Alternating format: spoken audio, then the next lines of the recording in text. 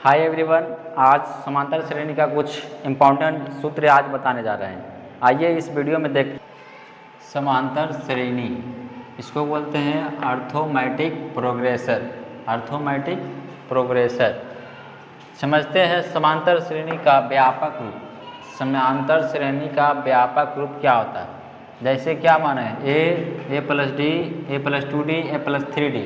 यह क्या हो गया? व्यापक रूप। इस तरह से लिखा हुआ रहेगा व्यापक रूप। ए को क्या मानते हैं? प्रथम पद, और डी को सारवंतर। डी को क्या मानेंगे? सारवंतर। ठीक है। अब इसका एग्जाम्पल से समझते हैं। एपी का एग्जाम्पल से समझते हैं।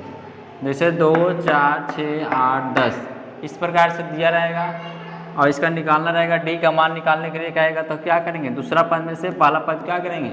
घटा देंगे। चलो ठीक है, अच्छा बात, वहाँ तक समझ में आ गया होगा। अब आते हैं सूत्र में आते हैं। पूछेगा समांतर श्रेणी का nवां पद क्या होगा? तो आइए समझते हैं। ए एन का फॉर्मूला क्या होता है? A plus into N minus 1 into D. जहाँ क्या है? एन पदों की संख्या। जहाँ क्या है? एन पदों की संख्या। दूसरा है समांतर श्रेणी का अंतिम पद। समांतर श्रेणी का अंतिम पद क्या है? समांतर श्रेणी का अंतिम पद एल बराबर होता है A plus into N minus 1 into D. जहाँ क्या है? एल क्या है? अंतिम पद है। एल क्या है? अंतिम पद। समांतर श्रेणी का प्रथम nवां पद का योग एस एन बराबर क्या होता है? n/2 into 2a plus 1 into D. जब बोल सकते हैं अंतिम पद रहेगा तो उसको क्या करेंगे?